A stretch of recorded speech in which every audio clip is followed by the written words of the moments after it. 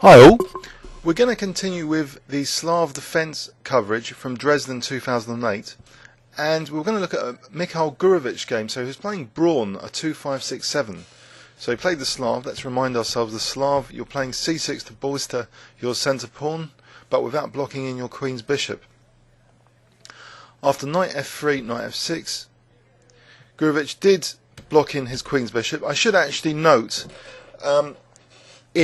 in passing, that it's very important that actually you don't try and relieve your bishop here, because white hasn't played like his bishop out. So what this means, if you played a move like bishop f5 here, although it seems good to develop a piece, white has potentially horrible pressure on b7. So Rybka gives, like, for example, queen b3, and your b7 is under fire. And what can you do about it here? If you play b6, this isn't so brilliant because of cd, and then here, e4 is good. This is all going to be better for white, so this is a very unpleasant position. This is why actually it's only in certain variations that you can actually play your bishop out.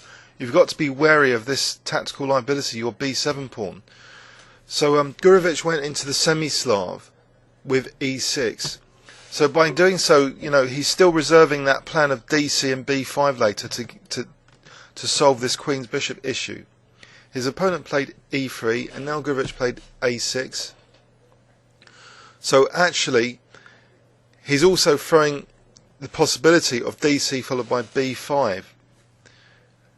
So Braun played b3, and Gurevich now played bishop b4, so a seemingly annoying, tactical move. But what is white going to do about this?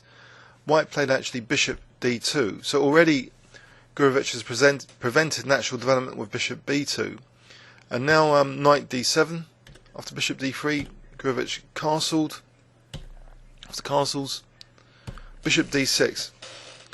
So Mikhail might be preparing in this position e5 actually, because white's bishop being on d2 is not strengthening control of e5 indirectly. White actually played though e4 first to try and get the first break in the centre. And after d takes c4, b takes, now e5. So it seems black has achieved nice control of the e5 square here, and I think that this is quite unpleasant to play as white. I once had a game like this with whites where black's playing e5, and the central dark squares are very much in danger of being handed to black on a plate here. After c5, bishop c7, although this bishop is temporarily blocked, it's fundamentally okay. a6 is kind of useful as well. But the e5 control is a great thing from this game. After knight a4, ed, look at that control of e5. So after h3, rook e8, all of black's pieces are working very naturally now. And it seems, white's position has already crumbled. So this is an incredible, situation after just move 15, reaching move 15, and black seems to have completely equalised or better here. So h6, rook b1, and now Gurevich plays knight f8. So this knight is heading maybe to g6, then to f4 or e5. After queen c2, the other knight reroutes, so it's putting more pressure on e5.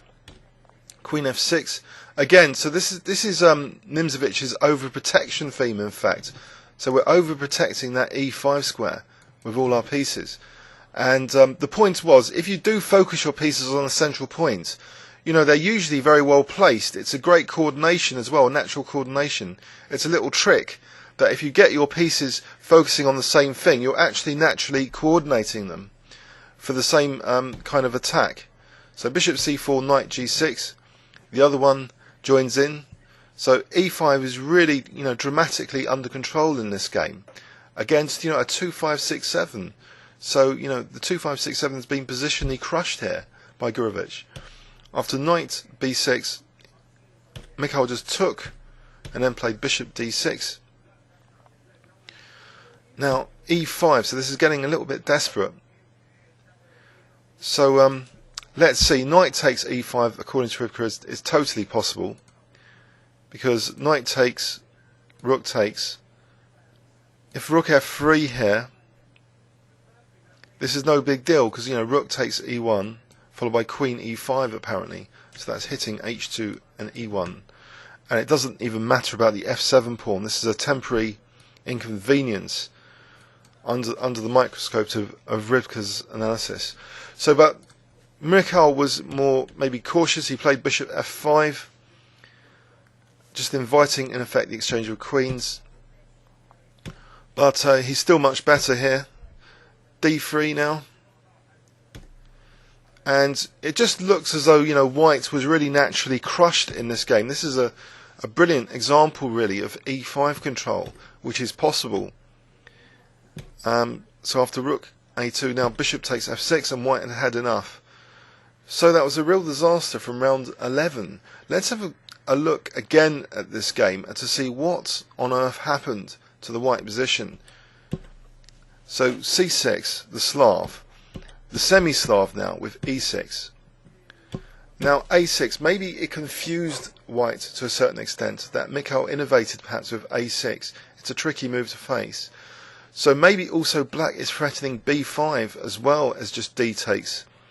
Because if white does commit to playing c5, you have got another strategic plan often of just knight d7 and e5. You can get the e5 break in sometimes. If white's committed a pawn to c5, then often you can get e4 and get a big space advantage and go for the opponent's king later. So in some way the opponent was kind of panicked to play b3. Maybe this is not the right move, because after bishop b4 it seems this is a great move to push the white's queen's bishop to an awkward square. So it seems Mikhail was handed a brilliant position here on a plate, just bishop d6, and black's pieces are much more naturally focused towards the central e5 square than white's perhaps. This bishop is really in the way on d2 a little bit, but still white open the centre. But this is a nice clever trick which is actually reminiscent of what you do often in Dutch defence type positions or Nimzo positions. You take on c4 first and then just play e5. So taking on c4 is only a small concession. You're giving potential b-file pressure to white on the semi-open file, but the big advantage is by playing for e5 now, you're really putting the pressure on d4 and e5. So after c5, bishop c7, white can't obviously play d5 because of knight takes c5. So it seems white's position's loose in the centre. It's not very nice, and black is already threatened tactically now. Knight takes c5 because of that attack on the bishop. So knight a4, just protecting c5. It just seems all very awkward, this knight and this bishop. And this is incredible, a 25-67, it's just been completely outplayed within 15 moves of this opening. So after d4, black here is a pawn up now, which he can't recapture because of knight e5. Let's have a quick look at that. Or knight takes c5 even. So actually knight takes c5. And this would be just awful, this kind of position.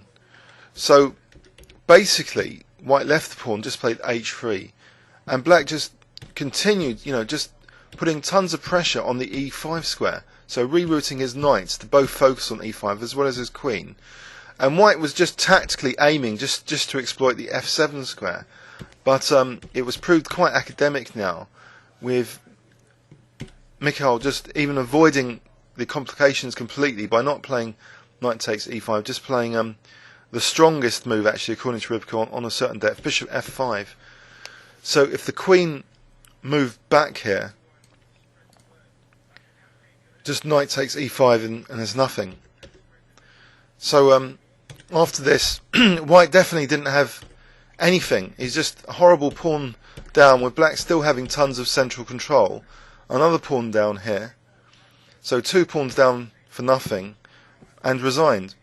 So I think this game is very instructive of what can happen on the dark squares, and this liberation with d takes c4 first followed by e5. I think that's a key instructive thing about how to play the Slav. So I hope you can remember this and use it in your own Slav defense games. I hope you enjoyed this instructive game, and I think I'll leave the next one to the next video. Thanks very much.